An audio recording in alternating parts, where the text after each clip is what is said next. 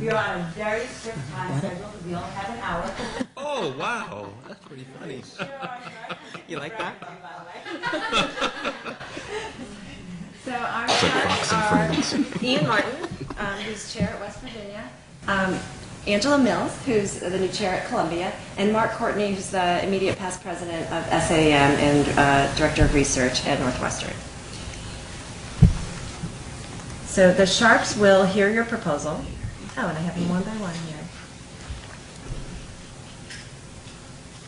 I do those transitions here. In order of seating. You did that one. Okay. Was that wrong? Right.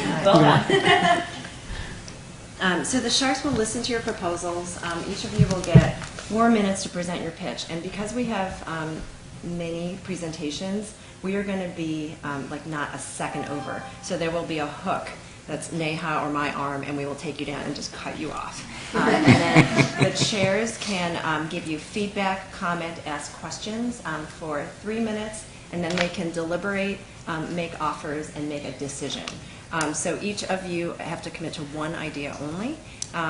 Or I would say if you commit to more than one, then it's going to be your own funds and not AWAEM funds. Is that fair? And if more than one of you like an idea, then it becomes you pitching yourselves to the innovators and visionaries here. Okay? Any questions? All right, let's start. So we're going to do this in alphabetical order, because that's always the fairest way, maybe. Can you have them up? Okay. The first team will be the team from Emory.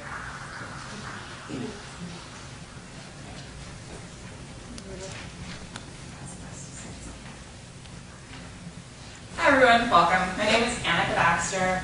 I'm representing Emory's Department of Emergency Medicine in this exciting competition. I have two chief collaborators. One is Dr. Megan Henn, who's another attending, and then also Dr. Jay Goins, who's one of our residents. Unfortunately, neither could be here this morning. So now, allow me to introduce the idea of WAEM Powered, Women in Emergency Medicine, promoting wellness, research, diversity, and professional development. We created this program to promote the advancement and retention of women in emergency medicine leadership, with the aspiration that women from underrepresented groups will have further benefit as well.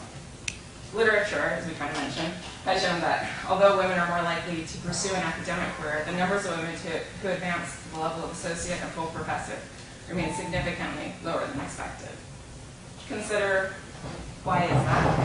What would you do to improve it? We here at Emory believe we are well suited to lead the charge in organizing a more expansive program, as we come from a unique standpoint of having a large number of women residents, 56%, and faculty, 46%, combined with a strong academic presence in emergency medicine. We envision the organization of our WAEM-powered program as being small group oriented, with the goals of intimacy and creating a safe space for discussion. The groups will be voluntary but dedicated, and kept between a goal ideally like 6 to 10 members. Ideally, groups will be comprised of an intern, a second-year resident, third-year resident, APP if available, or advanced practice provider, junior faculty member or members, and a senior faculty member. We realize the senior faculty would probably have to be spread out and cover a couple of groups, but that's okay. Membership will be promoted at the annual intern orientation, as well as at faculty meetings. Once the groups are established, we may invite visiting attendees or residents and attendees from other departments in an attempt to broaden the impact and potentially move the program university-wide. Small groups will meet twice a year. They're going to discuss 6 rotating predetermined topics. So we've created essentially an 18-month curriculum.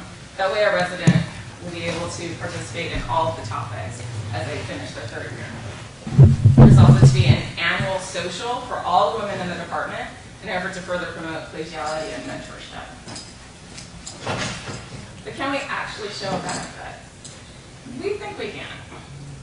We would collect baseline data at inception of the program for all consenting women in the department. Controls could be those who choose not to participate in the small groups. We then use a number of metrics to show success by using these essentially proxy measures for improvement and advancement for development as well as wellness. And we conduct this through surveys. Endpoints would be at year 1, but we really hope to continue through 3 years, since I'm pretty sure that's going to be the more meaningful data. Benefits to collaborating across departments would include your improvement of sample size. It would allow for more generalizability or analysis of multiple cohorts, selection bias, decrease in selection bias. So collaboration is definitely in everyone's best interest. WEM Power represents a huge opportunity for collaboration as well as mentorship. We are a field long at the forefront of supporting and promoting underrepresented groups.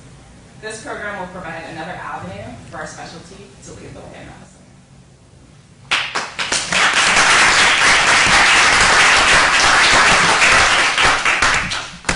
Comments and questions? I love it. I'm going to start off with some serious positivity. I got some negativity for sure to bring on, but I really like the inclusivity. I love the fact that you're including some advanced practice providers. I think they are our partners. They work in the same space. They feel a lot of challenges that we feel as well. And I love the kind of breadth of training environments that you're trying to include in this.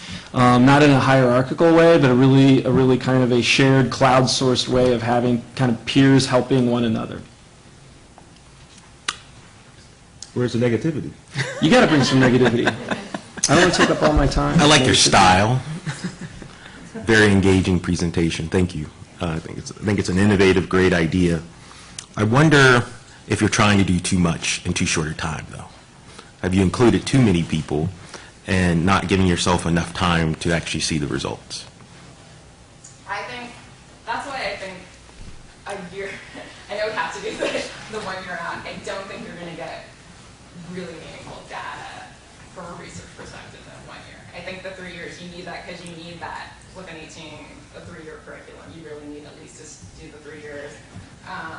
Probably thinking of doing like a dose response sort of metric. So how many sessions attended to like how will they perform on these proxy measures. So it'd be like, and we're looking, and for proxy measures, we also want to do not just the standard, like what you've gotten, because we realize that's part of the problem. People are applying, they're not getting it. So it's really what you applied for as well. So yeah, I agree. Like the 1 year would be, would kind of be like, oh, okay, let's kind of see how we're doing, like how many people would be, but I think you're looking at 3, maybe even 6 years out to really get some interesting, meaningful data. So I love the power concept. I love the fact that you're covering lots of different topics. And I love the inclusivity with, the residents, APPs. So I guess I'm concerned if it's twice a year and you are trying to cover a lot of things, and where are the skills or the things that you're going to allow for the group to be able to work on, or the concepts or ideas? I didn't get a sense of, what the outcomes would come from there. So we wanted to do the 2, so we chose 2 just twice a year because that realizing the demands of faculty and everybody's spread thin, we felt like those are 2 meetings you can definitely commit to and have, like I said, these focused topics. So like they would be career transitions, career planning, family planning, gender bias, navigating office politics, and then emotional tolls of being a doctor. So those would be like focused discussions. But the hope is that because these are small groups, they're dedicated, you know everyone in it, even after the first meeting, you'll realize you have this group of women to connect to. So in that way, you'll know if you have an issue, you can reach out to them and start collaborating. And those are just the set goals for, they're not, you don't have to only meet twice a year. Your group may decide to meet more than twice a year. Dang.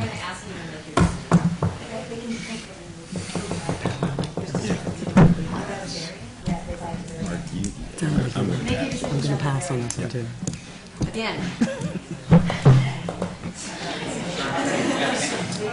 At the end last year. All right, I'm going to, you want a decision? No, you get to be at the end. At the end. No, okay, no, we're getting there, but I mean, we got enough data that we need on this one. Okay.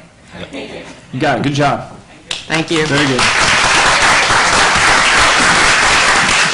Next is the team from Bay State and Maimonides.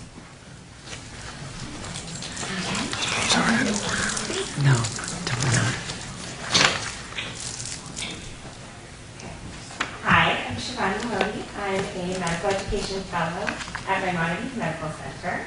And earlier this year, I started looking for my first adult job.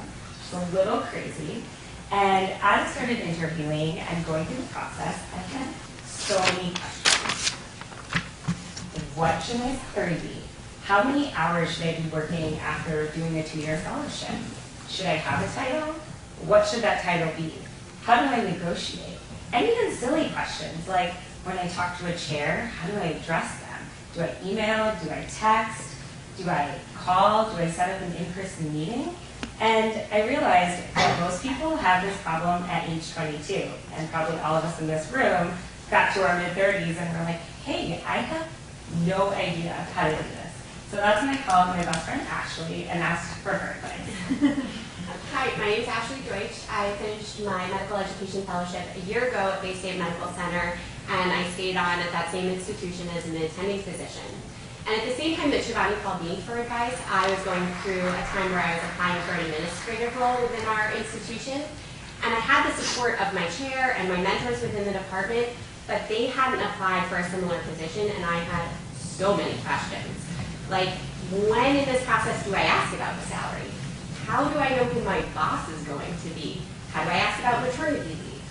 I know that there's a wage gap within medicine, and I know as a female physician of my generation, it's my job to close that gap, but how?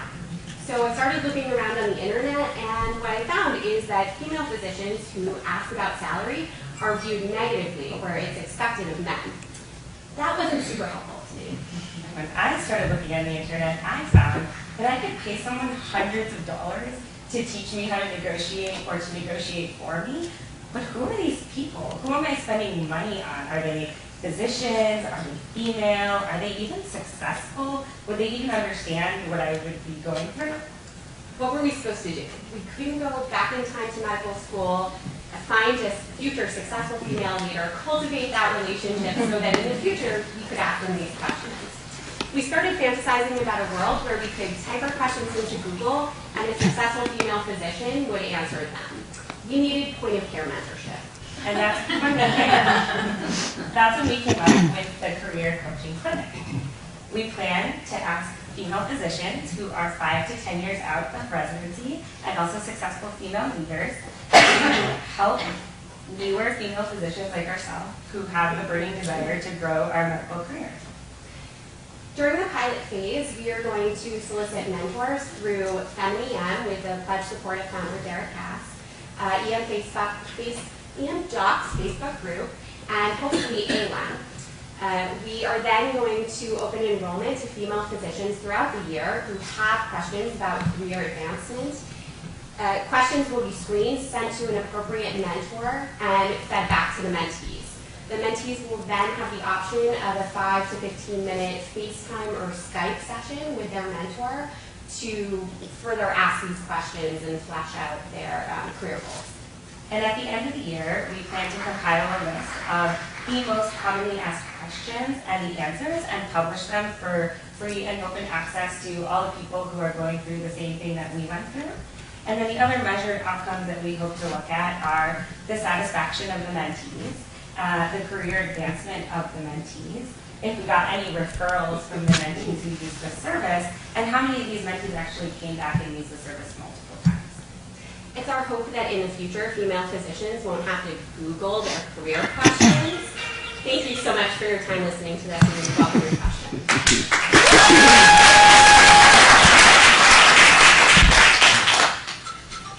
I love this. This is, you did a great job presenting. There's a lot of energy there. I love you speaking off the cuff. I love you feeding off of each other as well. I think this is a very focused project that's looking to fill an important need that many of our young female faculty have for sure. Clever presentation as well. My one question is, you mentioned disseminating what you find, and how do you plan to do that? We're looking to de-identify the most commonly asked questions at the end of a year's period, and the most common responses. And hopefully publish that through the different forums that we sort of put out the question on, So we Okay. plan on developing a website, but also disseminating that through sites like FemIDM and Allow ADIEM, Docs, Facebook, social media. So I'm gonna have some critical comments a little bit here because this is Shark Tank and we gotta like bring up a couple tough questions. And this is a tough existential question too. And it's ironic that I'm bringing this up because I'm not the chair. These guys are chairs and I'm not a chair. But I've been deputized by my chair to make whatever decisions I would like on this. But so this is an attempt to kind of solve a problem big systemically. This isn't really going to help me at my department necessarily. And I'll tell you what helps me at my department if I'm a chair. It's hiring people who are going to solve problems and deliver specific things. And what is needed is faculty members who are able to come in and do specific things. So my chairs commonly says, like, I'm not going to fund good ideas. I'm going to fund faculty to do research. I'm going to fund faculty to generate clinical revenue. And that's the environment we're in. And I get it. I 100% agree. Negotiation's important, but your best ability to negotiate is coming into that conversation with specific skills that a chair needs, wants. And it's not all about just, I'm going to argue with you about a little bit more dollars. So I'm not sure this solves my problem. I'm taking you down. I'm Department. taking you down. Taking Mark I'm going to take them down. Mark's going out of this one. I love this idea. And when we think about diversity, yes, I understand we want to think about our shops and everything, but we have to look bigger. We have to look values-based, right? We can only get to diversity if we prioritize it and we make it values-based. And so I love the idea of bringing this to all people who need a mentor and need the questions asked. In my few short months, I've hired 10 faculty already, and I've interviewed plenty, and I already see differences between how different people negotiate and what people ask for and how they ask for it. So I think this is greatly needed, and we can only make changes if we think more broadly. Thank you. And to your point, part of the idea is that we're hoping to have mentors who have specific niches that can tell mentees, this is how I present your specific niche. So it's not just about negotiating salary, it's about negotiating the right position and for yourself. Yep, I understand. I still love you, Mark. That's what we're doing here. We've got to have some debate. So we're deciding at the end. Next, we have Yes.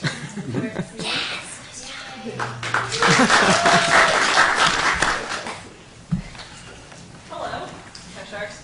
I'm Neha. I'm from Detroit City Hospital. I'm a second-year resident. My team consists of Dr. Minza Diddy. She's also a second-year resident, co-author of the proposal. And then Dr. Smiley, our APD, and Dr. Savario. Dr. Smiley and Dr. Savario were instrumental in implementing a program similar to the program we're proposing at our own institution. So a lot of times when we talk about changing the gender gap, we talk about structural change. But I want to talk about cultural change. The distinction is structural change are things like grant initiatives, mentorship programs, hiring initiatives, things that take a top-down institutional approach to try to address the gender gap. That's super important. We need those programs. But if we only do structural change and we don't fix our culture and our programs, then we won't be able to close the gender gap. When we talk with women at our own program, we found that the main concern is microaggressions. Small moments of unconscious bias, often perpetuated by male colleagues, but sometimes by women colleagues as well, that made them feel unwelcome in their community. And we wanted to create a program that would address these issues. So our initiative is designed to be flexible to adapt to each institution, depending on their individual needs. We also are focusing on gender bias, but it could easily apply to racial bias and other forms of bias as well. The first step is to create a task force of residents and attendings. This task force will dedicate itself to addressing the gender bias gap. Within this task force, there'll be a couple of goals. The first is to identify the shared values of the community.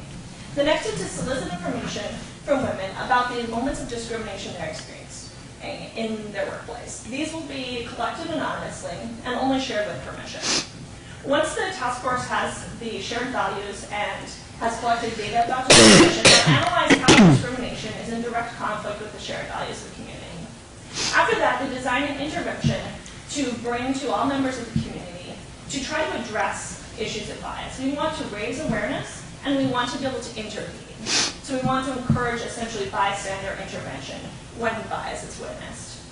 The next step is to meet with both attendings and residents within the program. We found meeting with attendees in smaller groups, maybe 2 or 3 people, and residents at least divided up by class year, potentially into smaller groups as well, is the best way to do so. You meet and you discuss gender discrimination, and then you share with permission the anonymously submitted specific description of bias that people are experiencing. The goal is to say gender bias isn't just a generalized issue. This is something that's affecting people in your community, and it's in direct conflict with the shared values of your community. Once this has been discussed, the group will then discuss ways that people can intervene. For example, in our own program, we found a shared value is the idea when you work in our program, you're like family. You want people to feel like part of a tiny community. But women said that oftentimes they felt excluded from general collegial conversation at work. And so we encourage male members and female members of the community, but especially male members who have privilege in this space, to be aware of what's going on when they're having day-to-day conversations with their work colleagues, and intervene if they felt that someone was being excluded. Now, it's difficult to measure cultural change. We have a pre- and post-test survey designed to measure both reported bias and reported interventions. We would expect that over time, initially you would see an increase in reports of bias as people became more aware, but then as people began intervening, you would see a gradual decrease in reports of bias.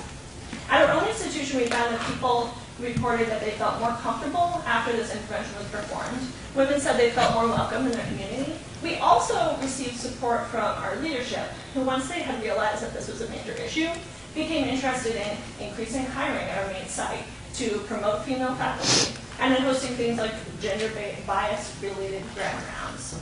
In terms of cost, the major cost here is time. This takes a lot of time and dedication for a community to implement.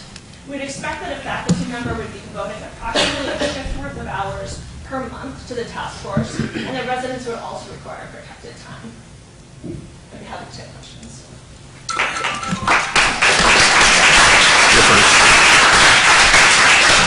I love the idea of changing the culture and looking at microaggressions. So my question is, how will the group or the task force, the people on it, be given the skills or the ability to affect these changes? I mean, we know that people study bias and cognitive bias and things and undergo special training, the ability to bring that to groups. So how will the individual people within the department have those skills? That's an excellent question.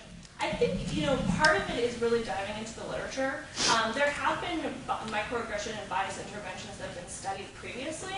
And I think part of a place where funding would be important is to look into some of those materials. For example, I know Courtney said I'll publish a paper in 2015 that essentially looks at a training to look at bias as a habit and how to break that habit. And they have a set of programs called Breaking the Habit, which is available. And I think that would be a useful tool. Additionally, I know this is a program where the faculty member is expected to act as a consultant, and Dr. Smiley has already implemented a very similar program at our own institution. So we have some experience here that we can actually provide in terms of training. Congratulations on a nice presentation. In the business world, there's a saying that culture eats strategy for lunch or breakfast. So I think this is really, really, really an important topic, and thank you for introducing the concept of the microaggression. I wonder if, in trying to measure your difference, you might want to subdivide your group, for example, women of color versus women, who are not of color, because I think their experience around cultures and institutions can be very different, and by not focusing on them as subgroups, you might not see the effect that's there. Absolutely. I completely agree with that. I think, as we're discussing these issues, we are focusing on gender, but we, especially in emergency medicine, we need to be talking about racial bias because there's a huge problem within our field here. And I think if we don't do that, that's to the detriment of our field. So I absolutely agree with that. So what's cool about this is, you're really using local resources to kind of solve local problems, and you're doing that in a way that's dependent upon a lot of champions and a lot of buy-in, and that is good in that it's more likely to be sustainable than some outside entity, top down from the institution coming into your department and trying to address this. So I like that. I'm not sure though about how that's going to translate to me. right? So you're doing a good job solving this where you're at and developing that network and champions and attacking that in your environment. But what I'm not hearing is how that is going to be translated to my department, where maybe I don't have the same degree of champions and the same ability to kind of boots on the ground granularly solve that. So, so that's something I think would really take it to another level of impact. You can answer that. Okay. I do think that's an excellent point, and I think a lot of times we do rely on this kind of champions for change issue. I will say that I think you really don't need that many people to step forward. We found, and I've also found in my personal experience just discussing issues with like sensitive topics with emergency medicine, once things are brought up, especially if you focus on this idea of shared values, and that's what I think those are different across every institution. Not every place is the same. But once people see them in that light, I think it is actually, I think a lot of people do step forward and recognize, like, I was pretty blown away by the response from the men in our program, especially people who I might not see eye to eye politically with, because it happens, shockingly. But people were really concerned. There was a really genuine interest in having a community that was more supportive of every member. And so I don't actually think you need that many people within your own institution. I think you probably need about 2. I think every institution has 2 people.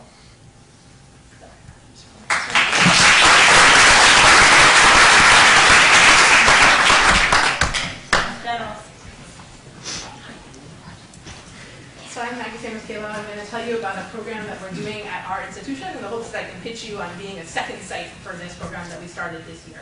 We met in small groups of the female faculty and identified a couple of different problems, particularly focused around the issue of retention and promotion of our female faculty. The first was that people were able to identify mentors, but not really sponsors. So they were able to have people who were willing to support projects they'd already come up with, but not people who were pitching them on bringing them into bigger projects or bringing them into national projects or national meetings. The second issue that was identified was that the mentorship networks for our female faculty were relatively narrow. People were able to identify maybe 1 mentor or 2, but they didn't have a big mentorship team or a broad network of folks that they could count on. And we felt like that was really contributing to this notion of the leaky pipeline that a lot of people have discussed, right? Lots of female residents, some female faculty, some academic female faculty, and in our institution, 1 associate professor who's a woman and no full professors who's a woman. So you can see that really dramatic drop off there. So in response to that, we designed an intervention that really has 2 pieces. The first piece is a monthly lunch that involves all of the female faculty who wish to participate. It's an opportunity, almost like a research in progress session, for folks to present on what they're doing, where they see the barriers, and to be accountable to each other for achieving goals that are defined, written, and checked on for the next month. So that creates an atmosphere of accountability amongst our faculty for each other's success. It also creates opportunities for collaboration. We've already identified areas where I work in disparities and you work in stroke, and now we can do stroke disparities together. So it's creating a different atmosphere of collaboration. It's also become an opportunity for people to bring up some of the issues that were discussed around negotiation with their chair and create opportunities for teamwork. I addressed this in this way, how would you address it in that way? And we're starting to create a mock study section among that group for grant review, because that was identified as something that was missing for our female faculty with their more narrow mentorship and sponsorship networks. The second piece of it is a quarterly event that happens in the evening, and that event has had a number of different formats throughout the year. It's an opportunity for some informal mentorship, for the out-of-hospital discussions about the challenges that folks face. It's an opportunity to combat burnout and share techniques on thinking about life hacks or how to balance faculty with early parenthood or other challenges that folks are facing. The other thing that we've done is create a those quarterly events are going to have some that are MGH specific, and then we have collaborations with the Beth Israel and the Brigham and Women's, and we're doing some that are across the different faculty of those 3 institutions, and then we've also had some that are faculty and residents doing it together. But I think one of the things that's most unique about our program is that we're trying really hard to generate rigorous outcome measures. So a lot of these things, quarterly meeting, monthly lunches, you sort of heard people talk about in various contexts. But what we don't know is, does that actually work to change the things that we care about? So we have an IRB under review to be able to compare metrics from before the intervention to after the intervention. And part of what we're hoping about getting a second site is being able to have larger numbers and compare across sites. So our primary outcome is going to be the number of publications and the number of national talks that were given by faculty who participated in the program. We have the advantage of having Corey Saucer-Tucker Edison on our faculty who studies network effects. And so she's going to be looking at the strength of the collaboration networks between the participants in the program. And then we're also going to be measuring some softer outcomes like satisfaction and burnout. And our hope is to have enough folks to be able to look at a dose-response pattern between participation in the program and these metrics. So one of the things that you would gain by becoming a partner in this work is that we already have a program that we can do with a local champion. We have some sense of what's worked and what hasn't worked and how to tweak it for your local site. And we would have the ability to have these rigorous and interesting outcome measures to see if these interventions make a difference and then change them for subsequent years in response to our success or failure. And I'm happy to take any questions.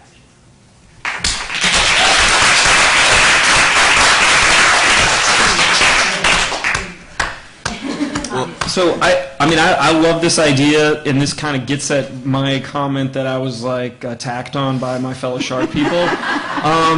Because this is to me, if you're successful and you can demonstrate, and I'm sold on the idea that it is challenging for women to find the level of sponsorship engagement and collaboration. For a lot of reasons. So I'm sold that that's an important need. I'm sold that the right people to communicating together can help solve that and address that. I can without a doubt think of my own faculty members who have brought some of these same questions to me because like, hey Mark, you know so-and-so and so-and-so, can you help me with whatever? And so I hear this as an important need. And I think you're doing it the right way in terms of finding some outcomes that are going to be important, not just for how people feel, but how they are seen in, if this is the lens in which women are being evaluated in terms of promotion and tenure, and if your goal is to improve promotion and tenure, then some of these things, if you're successful, will help in that way in terms of publications. It's hard on a short timeline, but I like national presentations as far as a stamp on someone's CV that's going to mean something. I didn't design the rules. I'm not, I'm the white male guy here, so I got to take accountability for that, but okay. I do think this makes sense to me in terms of some outcomes that I think are going to be really important if what you care about is promotion and tenure. Well, I love the idea. You certainly weren't pressed for time. I think I got about every third word. It was pretty fast, so I think I got what you were saying. He's from the South. It's okay. Come to New York. So it's obviously an important endeavor, and P&T and retention are really important things to try to measure and move the needle on in a positive way. I love the emphasis of building teams and team accountability and peer mentorship and peer accountability and looking for more opportunities to collaborate. I think this is actually an ingenious project you have going on. Yeah. So I love the idea. I love the IRB and studying it and multi-center. It's great. Not saying it, but I want to know. So these monthly lunches, how are people held accountable? What is the accountability? Is there someone who's running or who's owning it? Yeah, so Renee is keeping a Google spreadsheet for all of us, and it has what you said you were going to do and whether or not you did it. And that's actually super embarrassing to have to say in front of your colleagues, like, I said I was going to write this grant, but I didn't. It's like very awkward. So it's actually doing a pretty good job of keeping people on task. And even when you come and you're like, I haven't done it, you're like, I'm really going to do it this week, guys, right? And so we're seeing not necessarily people are hitting their 1 month goal, but that they're hitting it at the 2 month period after you have that accountability period. Thank you.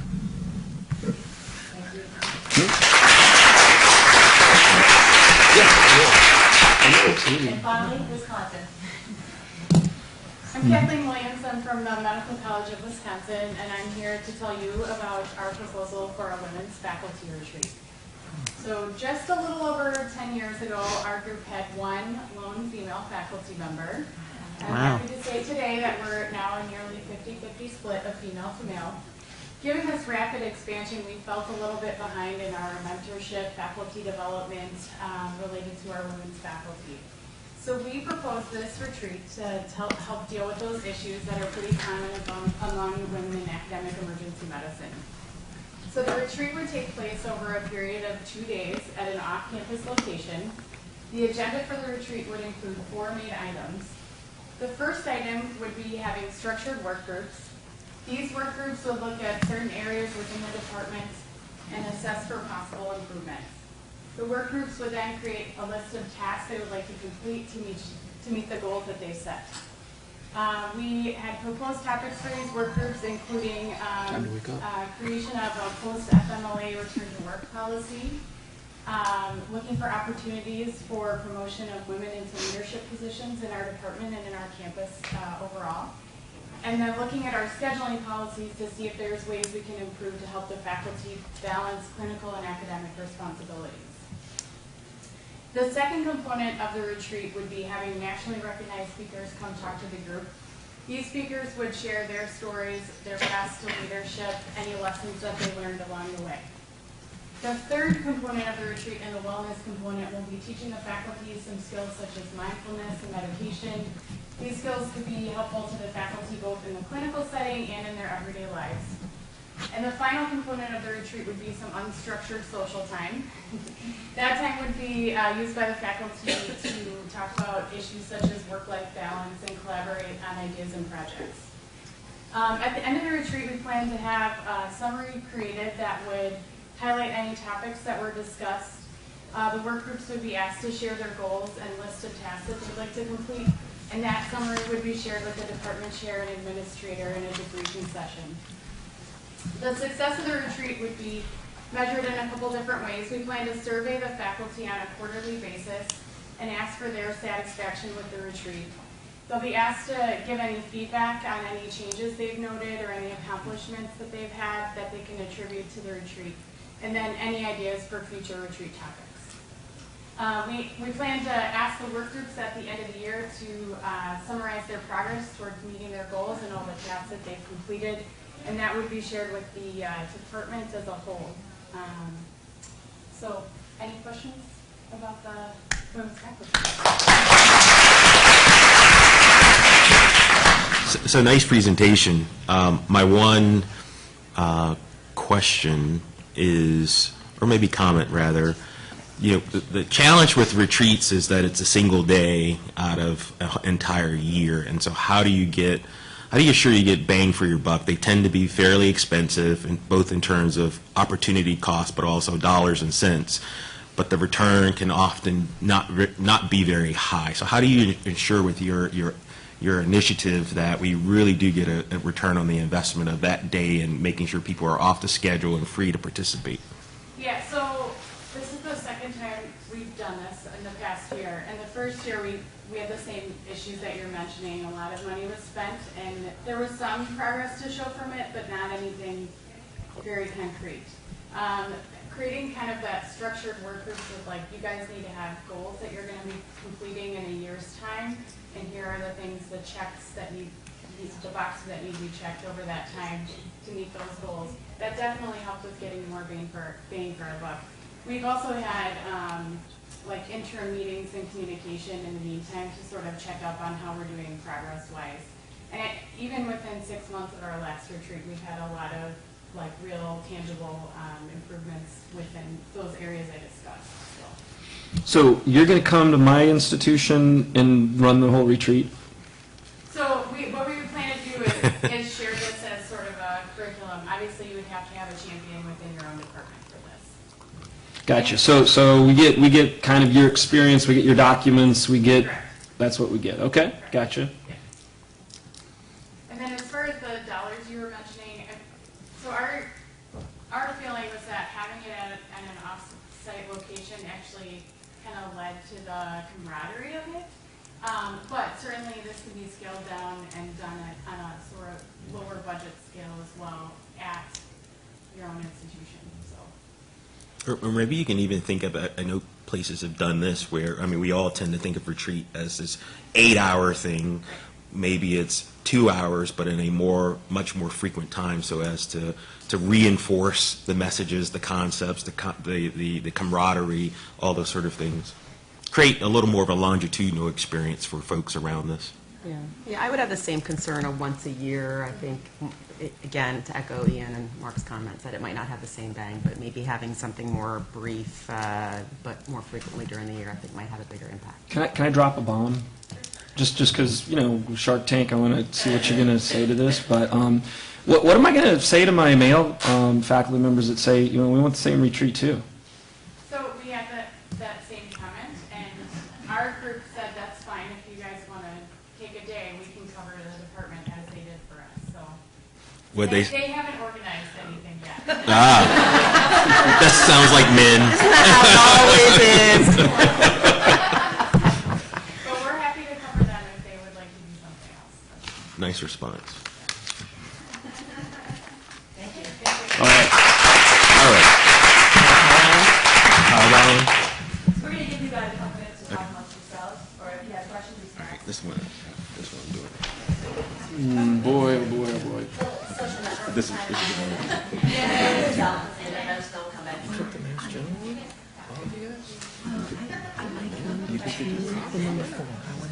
I think what we need to do is we need to come up, I think we ought to pick 2 or 3 that we ought to do some more. No, the last one. Well, it's my shot. Yeah, I know. I know. That's kind of, that's someone who is it. But they're going to do that, so they're going to do something. Right, I know. I feel Right, that's true. some of them have costs and others didn't, right? So I feel like the medical has no cost, it's just participating. What are this is the way for the future. So we're gonna when we need to talk more about this. We need to drill her a little bit more. Sure. So let's have we could all more. do it. So that's What actually, because it's really, she really wants is it's kind of a pseudo research. I kind of want to talk a little bit more about. I want to hear this one more too. We could do Which number? the tag team, the 2 that presented Yeah, together. those are the 2 I want to bid on, yeah, me 2 too. and 4. Yeah, me too. Which I feel like I'm the Mass General doesn't cost anything. well, but Lunch, Yeah, it's time for the people, but it's not like we have to go with so which one was the other? the other one was the 2 that the one you presented don't like, together. the one that I took you down. Yeah, we took you down. No, that's No, but I actually think it's basically, it's basically, that one's basically virtual mentorship. Virtual mentorship. Yeah, virtual mentorship, which is a little different. There was the 2 women who presented together. Bay State Google. Bay State Yes. Okay. Well, I think those are the top 2. Is there like, I don't know how Shark Tank works. Do we just have to make a decision, or can we hear? Yeah, well, we'll announce at the end which ones I are. don't know, yeah, because then we're saying this is what we want to fund, like if we have money, right, we would put our money here. I know, but between the 2, how do we? I think we need to ask some follow-up questions. I think they need to hear some. I think there's at least 2 or 3 that we should have some follow-up questions. See, I don't need any follow-up questions, I kind of just want to do both. Yeah, both. Well, we can't. 15 minutes of time. Can we not? Yeah. Are we 15? No, yeah, 5. 5 minutes. Oh, it's only 5 minutes. Yeah, that's true. All right, so I think it would be nice if we spread a lot. Like, I'm gonna pick. Mass General. You want Mass General? Do we all 3 want it? I do. Well, they said, so this is the problem, is I think they give one, well, I guess it's a question, like, can we all bid on the same thing and get the money for it, right? Because they give you $750. No, we have to outbid each other. Or you pay for it on your own. Yeah, I know, they're just gonna happen, right? Like, the retreat is gonna cost some money, right? But the other things, We're just letting you take care of that. I know. No, be a conflict.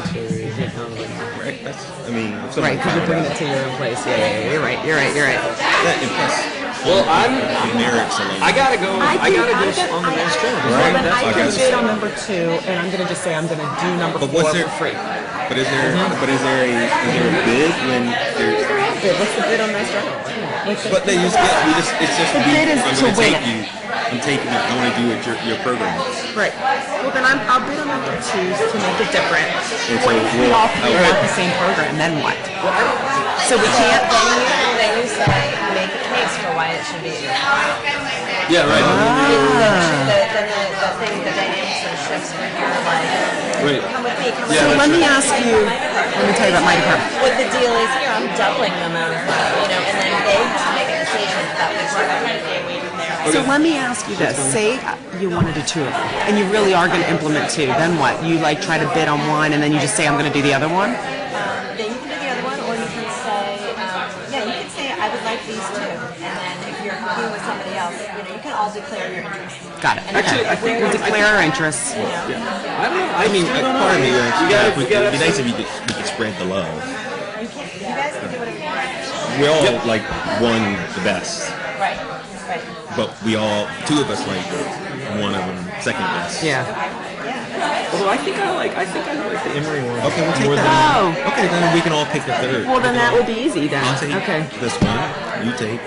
I'm taking two. You're taking who? Two. Which one's two? No, Mass I think General that's and fair. number two. Then you can't take both of them. Why not? But But there's I'll one pay for it. each. I'll pay one. I mean, in other words, I just want to do them. I want to implement them, compete. Yeah, sure. We'll see how it goes. Yeah. Further development or whatever, and help you put that in.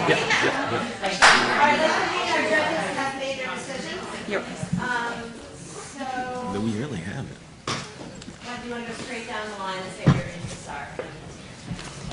I want to say this was a really difficult decision because all 5 of the projects were excellent, and they all sort of attacked different aspects, and we had a hard time deciding because they're all really great. And so we just want to say that the projects that aren't going to be picked, we still want to look at them and hope you come back next year and pitch them again. And is that good? I'll start? Sure. So I actually want to support 2 of the projects.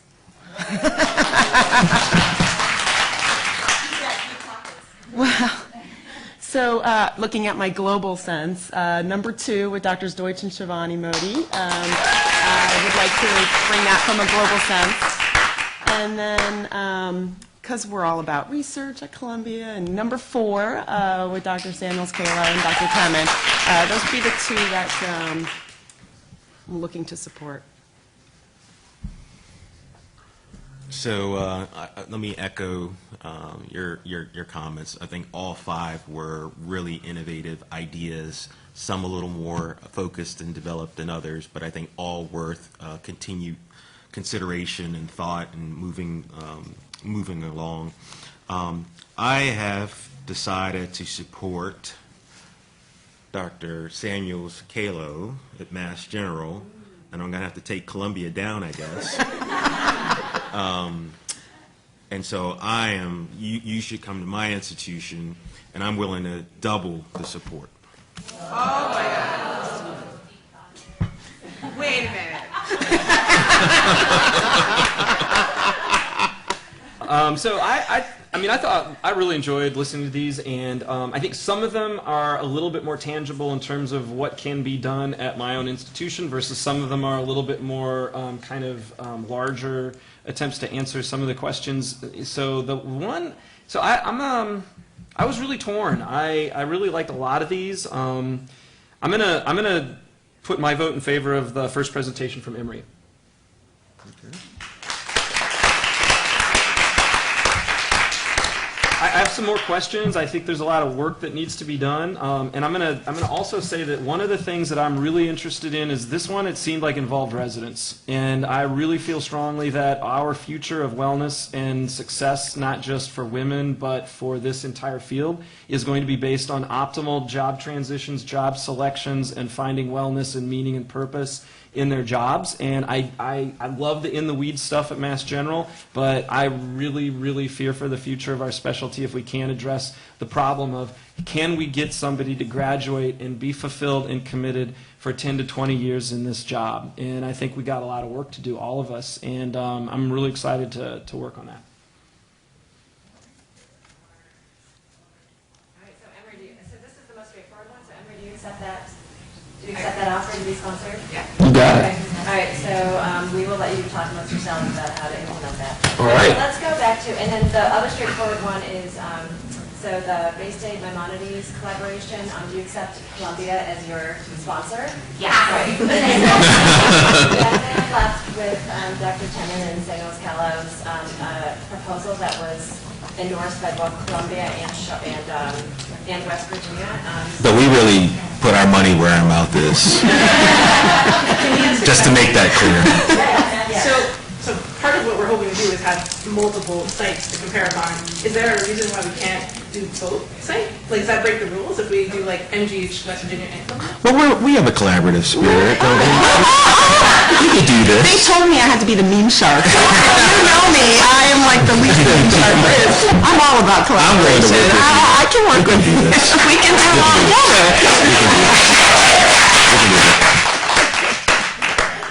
I'm just going to come in here as a dark horse from A1. Yeah. So we have some other announcements on the side.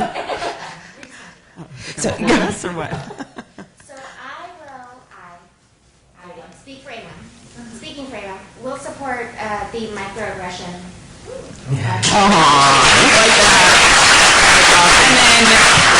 and then, so Feminine will support the retreat toolbox, and we will disseminate it and like house it and help people support doing it. We just, so we Everybody's a winner. That's right. everyone gets a car or $250. We all get a medal. I know. And what does that mean? So is AWAEM and Feminine supported? Like, how are you? This is like a department based. So we'll find out. We can discuss. University of Maryland. That's right. Yep. Go Terps. But we will find a home. But I also think that AWAEM being what AWAEM is and our mission, we could give backing and support to every single project out there. This is what we do. Yep. This is why we're here. Yep. So. I'm just gonna give some money and let her put it on the website, but I'll do whatever too. Yeah, it's all good. I love Neha. Because this seems like the kind of This thing is very that good. if we disseminate it, we can champion the communication and we can champion. I mean, for all of the projects, the retreat project seems something like we can really help get people to do their institutions with a champion. For those of you who don't know, Darren's Feminine was once a project of ExCITE. She graduated the ExCITE program. Well, there were a couple of projects, to be honest, but yes, it's all good. All right. Congratulations, everybody. Everything was sponsored, we'll just say, so what we expect is, we will follow up with all of you, make sure that you have the connections, and then in 1 year's time at this meeting, we do ask for a representative from that program to come and give us a report, sort of outlining the implementation and any metrics you've collected by that point. So that's the accountability piece that we'll bring to it. Okay? Awesome. Thank you all for coming.